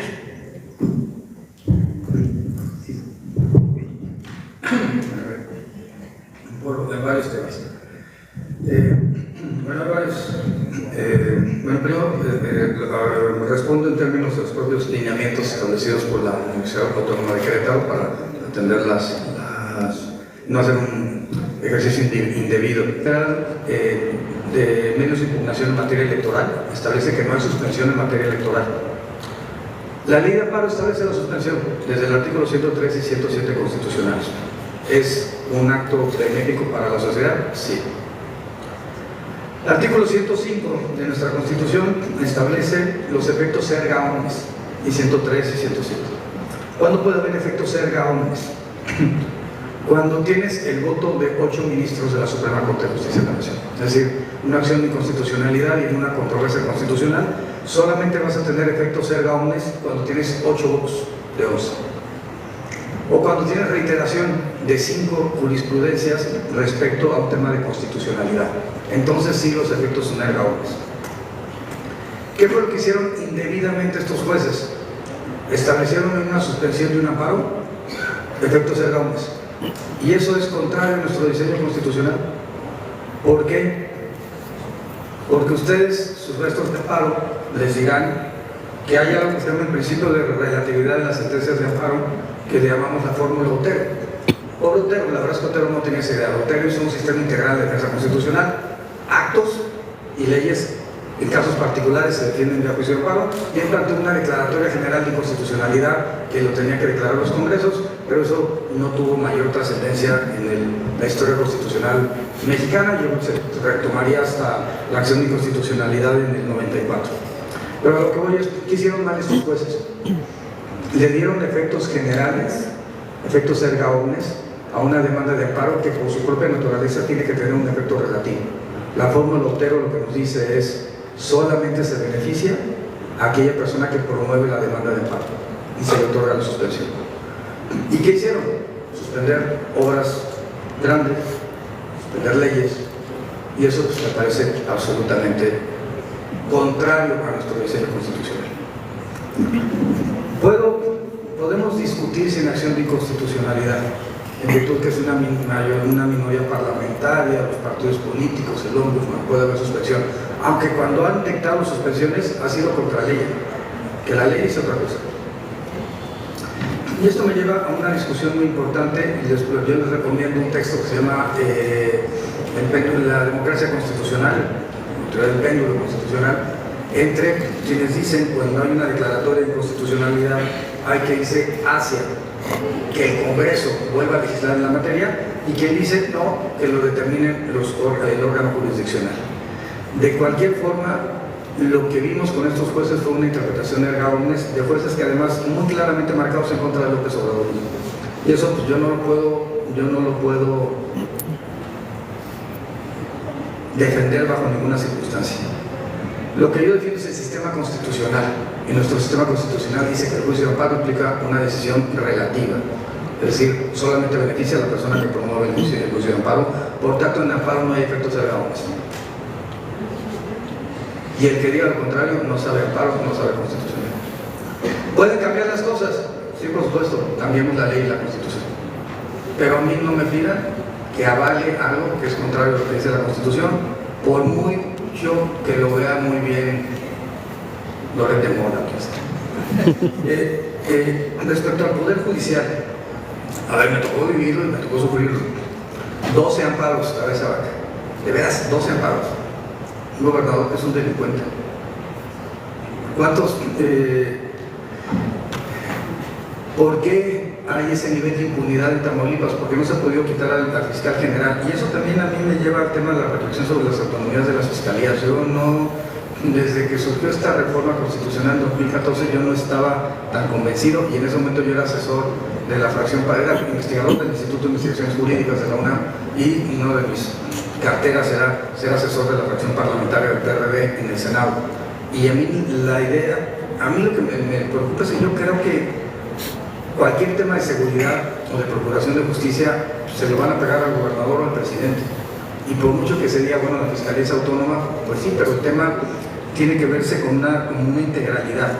Es prevención, evidentemente seguridad pública, procuración de justicia, impartición de justicia, ejecución de penas, inteligencia. Son 6 elementos que forman el mismo, la política criminal de Estado. Y tiene que ser una política criminal de Estado con independencia si es ejecutivo, órgano autónomo o judicial.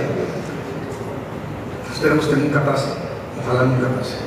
Pero la violencia que recibieron los jueces en Colombia hizo que los jueces cambiaran su mentalidad y empezaran a sancionar y a sentenciar con penas más duras a los delincuentes, particularmente a los narcotraficantes. Y yo creo que necesitamos eso, sí necesitamos una mano fuerte para sancionar a la delincuencia, y yo me iría a lo que dice la doctora Claudia Sheinbaum: abrazos a los jóvenes y cero tolerancia a los delincuentes. Y yo estoy en esa misma ruta. ¿Qué pasa con el Poder Judicial? Es endogámico. Lo digo siempre a tono como broma, pero los magistrados se casan con magistradas y tienen magistraditos. Eso nos pasa con los notarios, también se casan con notarias, tienen notaritos. A ver, el Poder Judicial es endogámico. ¿Y qué hizo el Poder Judicial en España? El Consejo General del Poder Judicial Español estableció que de 4 nombramientos de jueces, 3 tenían que ser internos y 1 externo. Metían académicos, metían litigantes, metían gente que pensaba diferente, para poder tener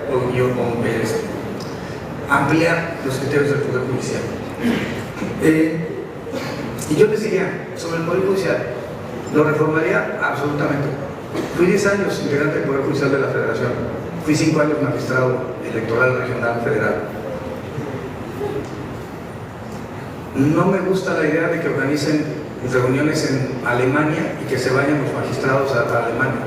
No me gusta la idea de que magistrados electorales hayan pasado en un nombramiento de 10 años 400 días de comisión. ¿Qué significa eso? Que más de un año no estuvieron en sus funciones porque estaban de viaje. Eso es un exceso, perdón.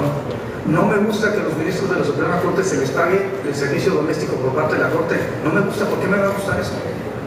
Y lo vi, lo conocí. Decía un amigo de la Escuela Judicial de la República Dominicana, me decía: la magistratura es una enfermedad crónica degenerativa de cierta edad incurable. Y sí, pero a mí me dio relativamente joven, se me quitó relativamente joven. Pero ¿cuál es la problemática? Yo les diría, ¿qué haría yo? Sí reformaría la Corte y establecería un Tribunal Constitucional y un Tribunal Superior de Legalidad. No puedes tener 2 instancias en la misma. Separaría la presidencia de la Corte de la presidencia del Consejo. No me gusta que el presidente de la presidenta de la Corte gane 300,000 pesos como presidenta de la Corte y 300,000 pesos como presidenta del Consejo. Va un día a la semana al Consejo, cuando es un tema de alta responsabilidad. Pondría integrantes mayoritarios en la Comisión de Administración del Tribunal Electoral. Es increíble que el Tribunal Electoral no tenga contrapesos. Cambiaría el sistema de designación de los magistrados de las salas regionales. Por supuesto que sí. ¿Quiénes fueron los que votaban en contra mía? Y no lo digo por eso, pero es un ejemplo. Los 2 magistrados propuestos por el PAN. Entonces, el magistrado en funciones, que es un agente de Reyes Rodríguez, y Marcela, que es un agente que impulsó el PAN. El que votó al final de día a favor mío fue alguien que puso el PRI, Alejandro Gante, que tiene todo mi reconocimiento, por cierto.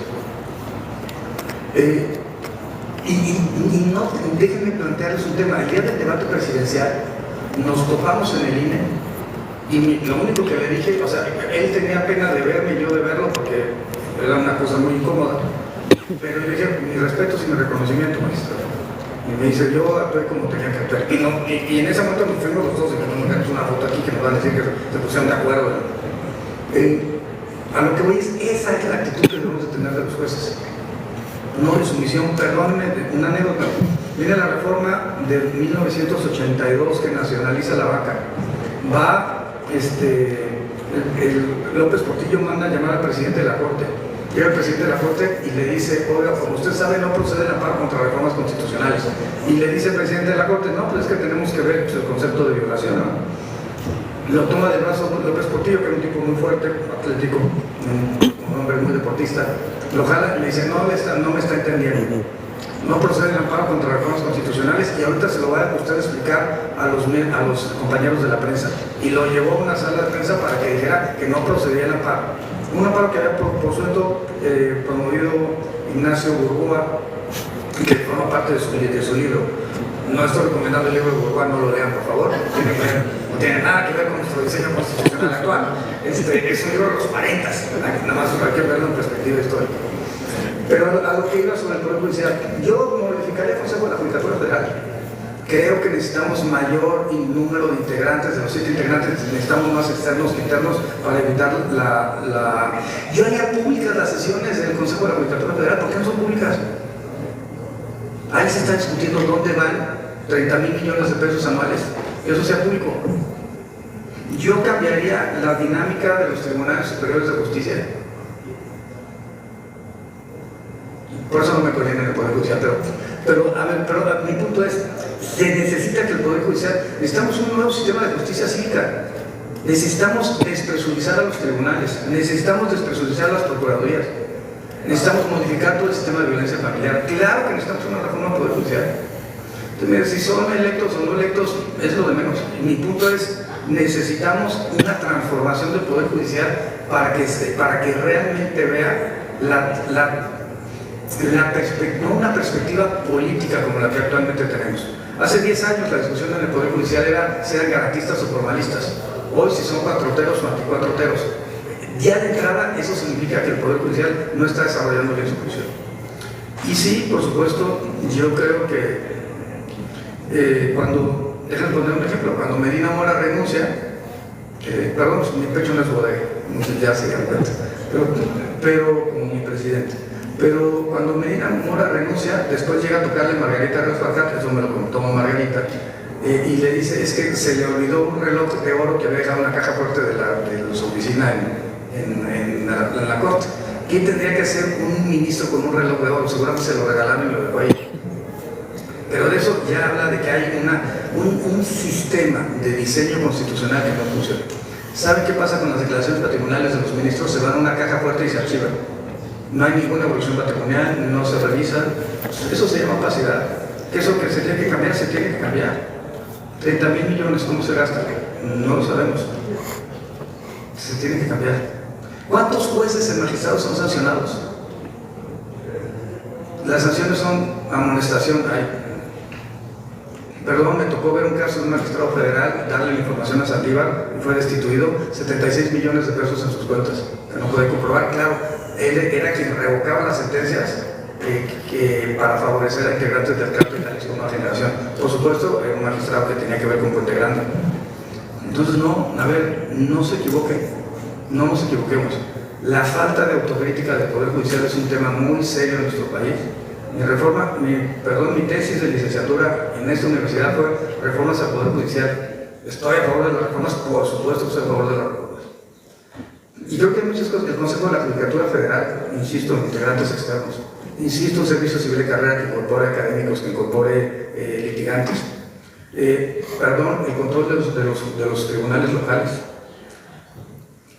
independencia y autonomía. La debilidad institucional de los poderes judiciales locales es muy grande respecto a sus gobernadores. y perdón, de eso nadie habla. Entonces, no, yo sí voy a hacer una reforma integral al Poder Judicial. Y yo iría porque el Consejo de la Judicatura a los magistrados de las salas regionales los designara mediante concursos. Y bueno, y sobre la autoridad moral. Yo creo en el Estado de Derecho. Voy a llevar ante la Suprema Corte de Justicia y me comprometo ante este público, ante este auditorio, ante esta aula forense, el asunto de la Ley de Aguas de Querétaro. Y se las voy a ganar, como les gané al Tribunal Electoral. Los panistas piensan que son invencibles, pero aquí se toparon con pared. Y va a ser vía las armas del derecho que aprendí en esta institución.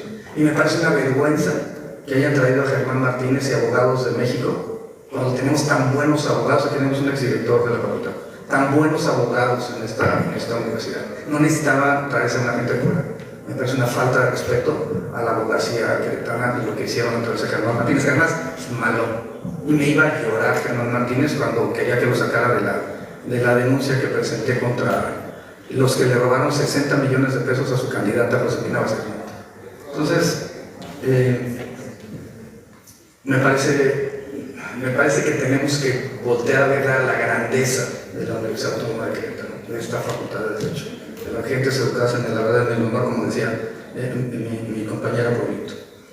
Respecto a, y por eso yo diría, autoridad moral, pues sí es importante, pero el derecho es un instrumento de liberalización social, si lo sabemos utilizar. ¿Para qué se la paga? El JRC, el JRC, para hacer valer los derechos.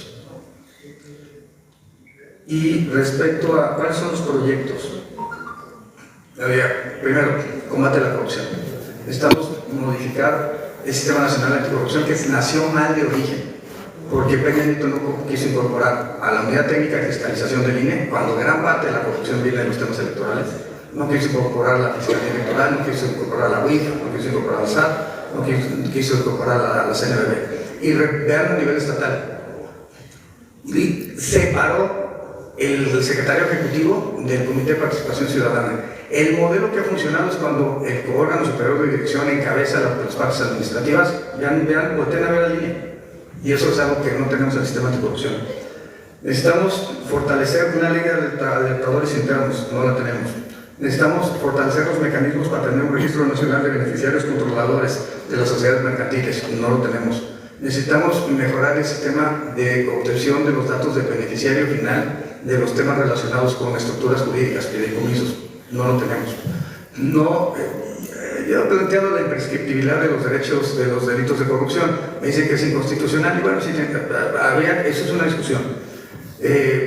Pero a ver, perdón, yo creo que hay un tema, por lo menos la extinción de dominio tendría que ser imprescriptible. Estamos en una modificación a la Ley Nacional de Extinción de Dominio, que los bienes e instrumentos del delito en materia de corrupción, por ejemplo, puedan extinguirse el dominio, y no solamente como se hace en este momento cuando haya tenido ese bien un uso, un empleo dentro del acto de corrupción.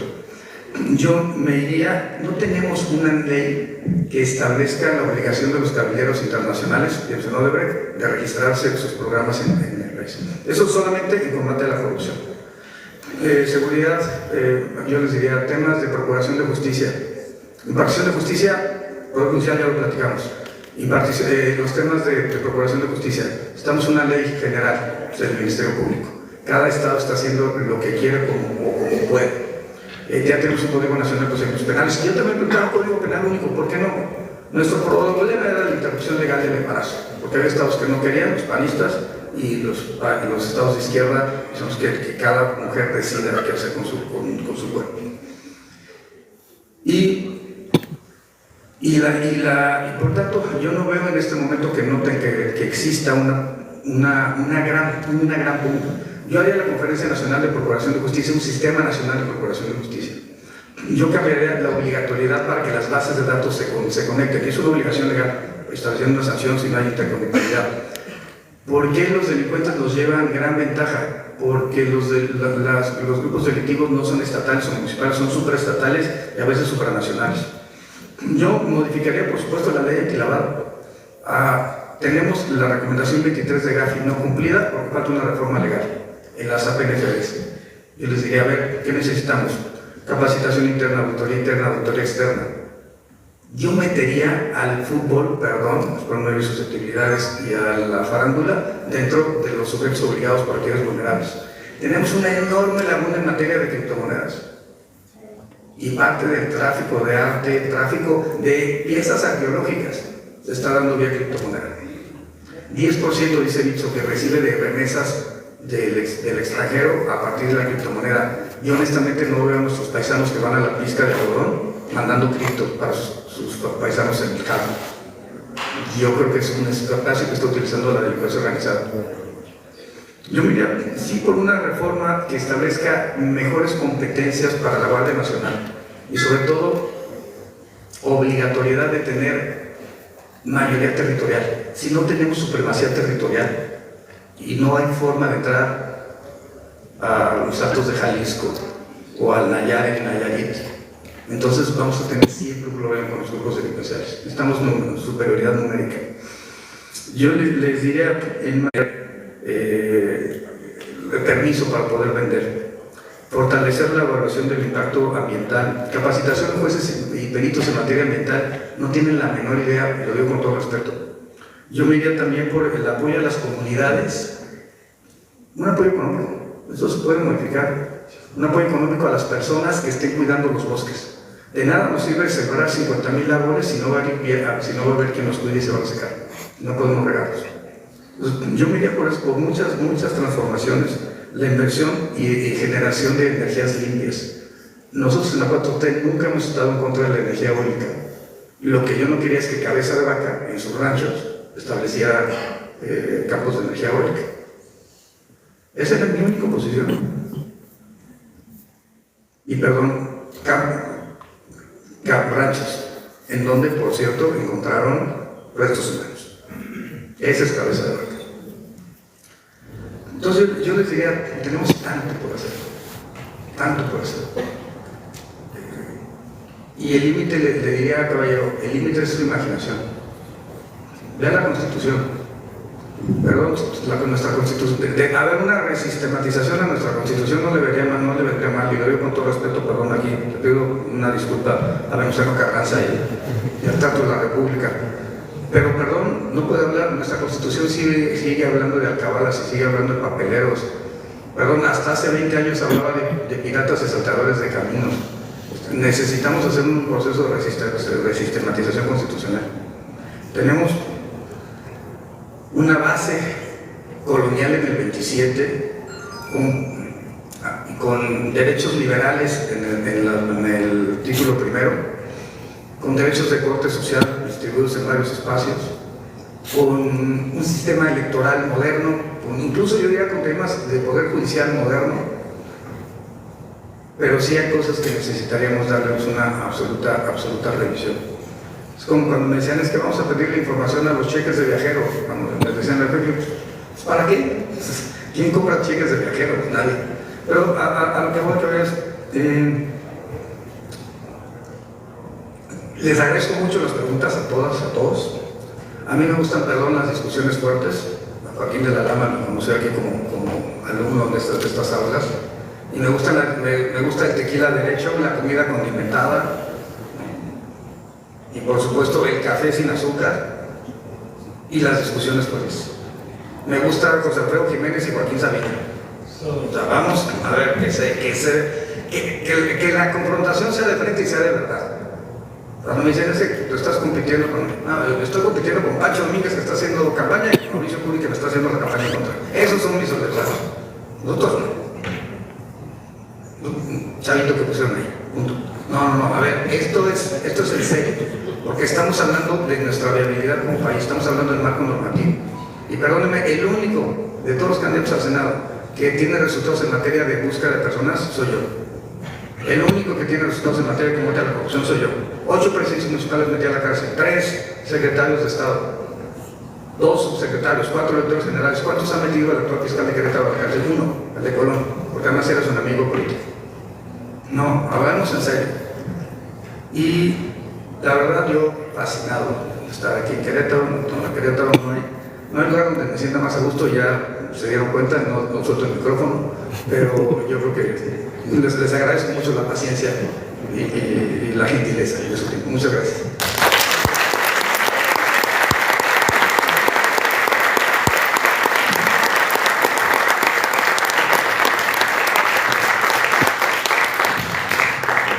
Seguiremos con una siguiente sesión de preguntas para finalizar. Entonces me parecía que aún había manos levantadas por ahí, pero me pueden apoyar nuevamente para levantar las manos para que mi compañero me ayude a llevar el micrófono.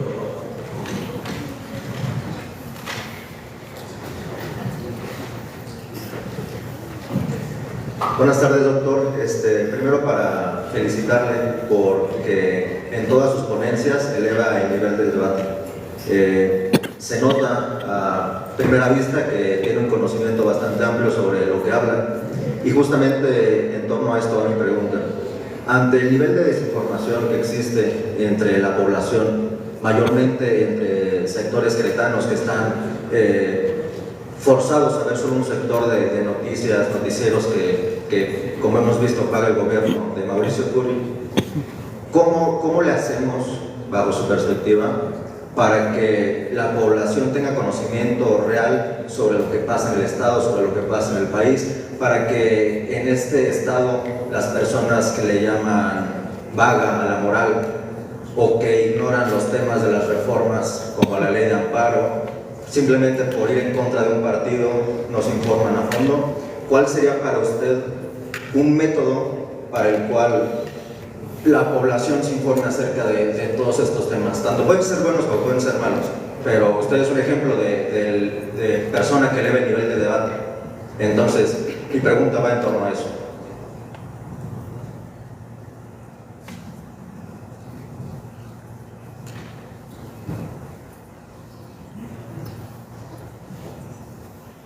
Buenas tardes, doctor, y muchísimas gracias por compartir aquí su experiencia. Yo solamente quisiera que nos ampliara un poco sobre sus propuestas, porque no escuché nada respecto del campo queretano. El campo queretano, la mayoría son ejidos. Ahorita existe un gran problema de, no se puede decir despojos, falta de regularización en lo que es la iniciativa privada, empresarial y del campo. Entonces, ahorita hasta la fecha no he escuchado de ningún candidato que se refiera al campo, a la problemática que existe tanto en tribunales agrarios como en el Registro Agrario Nacional para la regularización de ese estado del campo, que puedan tener de verdad una certeza jurídica que se prometió desde la Constitución, el cambio del artículo 27 constitucional, pero realmente no hemos visto unos resultados que beneficien al campo.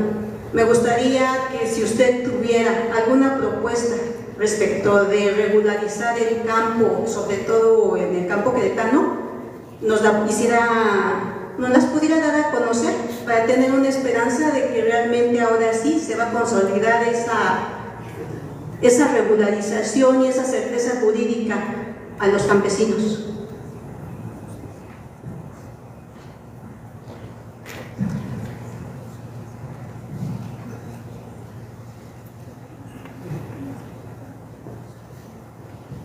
Muy buenas tardes, doctor Rogelio Estrada, servidor. Actualmente del Consejo de Honor y Justicia de la Asociación Queretana de Abogados, delegado en el Estado de Querétaro de la Coordinadora Nacional de Abogados de México. Más que una pregunta es comentarles sobre un análisis que se hizo a la reforma de la Ley de Aguas. En el artículo 24 habla sobre los morosos, se limitarán a 50 litros. Sin embargo, el artículo 117 de la misma reforma, doctor, maneja o refiere que se limitará el uso doméstico a 50 litros. Sin embargo, no habla del uso comercial o del uso empresarial. Ahí igual podría salir una pregunta: ¿qué pasará con las empresas? ¿Seguirán teniendo el agua que quieren? Entonces están sobreponiendo el derecho a las empresas sobre el de las personas, violentando completamente el primero constitucional, el derecho también al principio pro persona. Y nada más aterrizaría y terminaría con esto, con un comentario. Espero que su tocayo, Santiago Carbonell, le dibuje el cuadro que colgará en el Salón de Gobernadores en algunos años. Gracias, doctor, por ser tan valiente y por estas preguntas.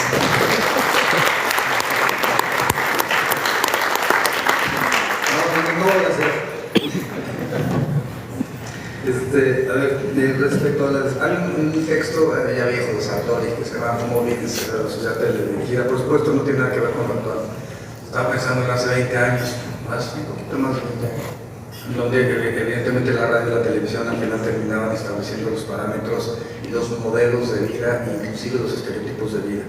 Y Harari tiene un texto que me gusta más. Harari tiene tres textos fantásticos, yo se los recomendaría. El de Homo Deus, que es el futuro, el Sapiens, Homo Sapiens, que es no sé por qué lo tradujeron Homo Sapiens, porque lo tradujeron de animales a dioses, hubiera sido Homo Sapiens, y de 21 lecciones para el siglo XXI, que es el presente. Pero en el libro de Homo Deus, que es cuando plantea la idea del futuro, uno de los temas centrales tiene que ver con esto. ¿Quién es el que te conoce más? Tu celular. Entonces, finalmente, la metadata, el dataísmo, así lo señala él, es la mecánica de información que te hace que finalmente los servidores y las aplicaciones vayan buscando lo que tú buscas frecuentemente, de alguna forma te más conociendo más. Claro, él lo lleva al extremo y no tanto. Lo vimos en 2018 con Cambridge Analytica. Cambridge Analytica, acuérdense que había, no sé si alguno de ustedes en 2018 recibió alguna llamada. Entonces le decían, si usted piensa que López Obrador es un peligro para México, marque uno. Si piensan que es lo peor que le puede pasar, marque dos, ¿no? Claro, o si piensan que es no tan malo, marque dos. Claro, ese sistema te daba tres respuestas. Si eras anti-López Obradorista era la primera, si eras medianamente anti-López Obradorista era la segunda, y tercero, si colgabas, serás López Obradorista. Todo eso se iba a una metadata y a partir de ahí se distribuía la propaganda electoral del PRI para pegarle a López Obradorismo. ¿Qué implica? Finalmente, el conocimiento tecnológico. Yo lo que plantearía es, ¿dónde está la respuesta? En las redes sociales y en los medios digitales cercanos. ¿Dónde tenemos que encontrar la información en esos dos espacios? Y la red social al final del día es el espacio democrático por excelencia, cada quien sube lo que quiere, y ahí el tema es de búsqueda de información. Y los medios digitales. Los medios digitales también ayudan mucho a dar la otra versión. Los propios medios, y yo lo que plantearía aquí es la necesidad de presionar para que no solamente exista pluralidad de medios, sino pluralidad en los medios. Hay personas que me han comentado que no los dejan cubrir la fuente, ¿no? Que les limitan las notas. Yo lo que creo es que pues esta elección va a ser una elección de rompimiento de paradigmas, y va para empezar por eso, por hacerles ver a los panistas que no son imbéciles, y que se les gana en la calle, en la campaña, en lo jurídico, y les vamos a ganar en las urnas. Pero esa es la actitud. Al final del día, creo que es la democracia, esa actitud. Al final del día, de Salman Rushdie, ¿no? A los intelectuales argelinos amenazados, decía Althusser, todas las personas que han preferido mantener su derecho a vivir libres sobre poderes cada vez más absolutos. Y al final del día el poder económico es un poder, el poder social es un poder, y el poder político es un poder, pero por supuesto que se les puede ganar. Andrés Manuel López Obrador se les ganó con 53% de la votación. Y algo hizo bien, que Claudia Sheinbaum en las encuestas está con 58%. Y luego yo les diría sobre las propuestas del campo. Hay varias. La doctora tiene una idea en 2 años, me parece muy optimista, pero a lo mejor nos vamos a tardar todo el sexenio, pero sí un proceso de regularización de la tendencia de la tierra. Es increíble que en San Nicolás, Tequisquiapan, tengamos un ejido que fue otorgado por el general Lázaro Cárdenas que al día de hoy no está regularizado. Tenemos 70% de la población del Estado, perdón, del territorio del Estado es ejido. O sea, simple, pero hay evidentemente espacios en donde no se puede producir, porque además hay una falta de perspectiva respecto a qué se puede hacer para ser productivos. El presidente quiere un jornal agrario y yo estoy de acuerdo con eso. Dentro del plan C hay una reforma para establecer un jornal agrario, un apoyo directo a los hombres y las mujeres que trabajan en el campo.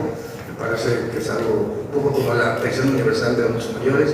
Yo estoy con esa misma idea, creo que vale la pena, porque finalmente si tenemos un espacio de pauperización ha sido precisamente el campo mexicano.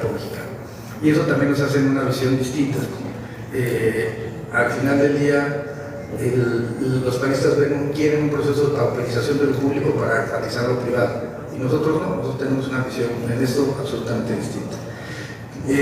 La regularización de la tierra es una prioridad de la doctora Claudia Sheinbaum. El tema del apoyo al campo es una prioridad del presidente López Obrador. Yo soy con una idea de la reforma de la ley agraria. La ley agraria en el 92 fue pensada al final del día para favorecer el desarrollo inmobiliario de las grandes ciudades. Fue pensada, y eso me parece terrible. Finalmente, ¿qué se hace? Se le compra la tierra a los ejidatarios y los ejidatarios se convierten en jardineros de lo que antes eran sus parcelas. ¿Qué necesitamos? Sociedades, claro, con una disposición legal que obligue a los desarrolladores inmobiliarios a generar una alianza, no solamente que le compren la tierra a los campesinos, sino que tengan una sociedad en donde todos ganen, en donde no solamente gane el desarrollador inmobiliario, sino el campesino que está poniendo la tierra. Porque cuando se le acabe el dinero que le dieron por su parcela, va a quedar en un nivel de pobreza aún mayor porque se va a quedar sin tierra. Todo lo que necesitamos no es convertirse en accionistas, ¿por qué no? Que tengan una participación de las ganancias del desarrollador inmobiliario. Al final de ellos se está quedando con sus tierras. Y no es socialismo, es simple y sencillamente una visión socialdemócrata de cómo disminuimos nuestras enormes desigualdades sociales y producto, de una ley agraria que fue concebida así por Salinas de Gortari y por Diego Fernández para beneficiarse en términos del desarrollo y la explosión de las ciudades medias mexicanas. Querétaro creció así Corregidora, creció así el Marqués. Eso es un tema que vamos a tener en Colón pronto, en Huimilpa. Y yo creo que es justo que tengan algún tipo de ganancia para tener viabilidad a mediano y largo plazo. Yo fortalecería la Procuraduría Agraria, que sea realmente tenga armas para poder defender a los derechos de los campesinos. Y respecto a la ley de aguas que decía Rogelio, estoy absolutamente de acuerdo. Creo que casualmente no se le restringe a los empresarios, pero sí se le restringe a los seres humanos, cuando en nuestro artículo 4, párrafo 6 de la Constitución establece que el derecho al agua es un derecho fundamental. Y por tanto, es increíble. A ver, si somos garantistas, si el garantismo no es una cuestión de discurso, o sea, si vamos a citar a Ferrarioli, tenemos en serio. Y el garantismo implica la maximización de los derechos fundamentales. Lo que estamos viendo con esa ley es una restricción de un derecho. Y eso nosotros no lo vamos a enfrentar, porque además, para eso es el espacio público, para enfrentarse, para decir lo que no piensa. Y para pelearse por las convicciones personales de uno, pero también porque dices, pues ya basta, ¿no? Pero se robaron hasta el agua de las macetas. Querida amiga, nuestra Ana María, pues el presidente municipal de Cadereyta estará muy orgulloso de su rancho, de su viñedo, pero ¿cómo tiene Marmaní? El presidente municipal del Marqués estará muy orgulloso de su rancho y de su pozo, pero pues tiene comunidades sin agua. Y Cabeza de Vaca pues, tenía 28 inmuebles en México y en el extranjero. Hay un libro de Borges, Otras Inquisiciones, dice que un emperador chino construyó un palacio de 365 habitaciones para dormir un día en cada habitación para que no lo alcanzara el tiempo. Por supuesto fracasó, ¿no? Y se murió. Pero eso, Cabeza de Vaca ya podrá dormir un día en una de sus casas, por lo menos febrero ya lo tiene cubierto, ¿no? Entonces, eso es lo que nos pasa. Bueno, pues agradecemos muchísimo la presencia del doctor Santiago Solamente precisar también la pregunta acerca de la particularidad de Querétaro. Creo que es importante añadir que los 6 municipios de la zona norte del estado, que son los más pobres además, comparten pues la particularidad de que tienen riqueza natural. No obstante, la visión siempre ha sido muy homóloga a cómo se gobiernan los municipios serranos, es decir, se sigue el mismo esquema de las ciudades céntricas, y creo que la forma de generar economía tendría que ser muy distinta. Me permito también agregarlo porque desde la facción de los jóvenes que apoyamos al doctor, pues hemos integrado precisamente una comisión legislativa que nos encargamos como de ese tipo de estudios de caso, y creo que ahí sería muy importante precisar que un senador pues tiene 2 posibilidades de poder actuar, uno desde la materia legislativa y otro desde la agenda política. Y en la agenda política, por lo menos en el estado, sería muy importante que se voltee a ver, que se pere por primera vez pues a la Autónoma de Querétaro. 2021, la Autónoma de Querétaro levantó la mano para proponer un plan de saneamiento al río Querétaro, y hoy es fecha que el gobierno del estado no ha hecho absolutamente nada. Hace 6 meses la doctora Isabel Rosillo se planteó aquí con todas las personas que se dedican a la minería en Camargo, bueno, allá para Peñamiller, porque precisamente para 2030 ya no se va a poder explotar pues el mercurio allá en Camargo, que es la riqueza principal de esa zona, y hay que voltear a ver otras alternativas. La Autónoma de Querétaro también tiene una tesis de grado que habla acerca del orégano que se puede cosechar en Peñamiller, y es a nivel nacional uno de los más competitivos, pero ¿a qué te enfrentas dentro de la agenda política? A poder terminar con el coyotaje y poder generar lo que desde la teoría podríamos determinar como microrregionalismos económicos, es decir, atender a las posibilidades reales que tiene cada municipio, qué características comparten, y a través de alguien que puede ser senador, o que va a ser senador mejor dicho, aperturar el campo al comercio internacional, que es una de las posibilidades que tiene dentro de la gestión. Bueno, eso quería añadirlo para que vean que sí chambeamos. Bueno, muchísimas gracias a todas y todos. Entendemos que a veces por el tema de las clases es complejo poder asistir. Creo que estos ejercicios democráticos son bastante importantes, entonces refrendar el agradecimiento principalmente a ustedes, y a su vez pues al doctor Santiago que nos haya acompañado el día de hoy. Doctor, estamos muy agradecidos por su visita, y al igual que como mencionó el doctor, esta es su casa. Muchas gracias. Bueno, pues amigos, amigas, hemos llegado al final de este programa. Nos vemos en la próxima edición de Tómala a través del canal MX, el canal de México. Vergara, por favor.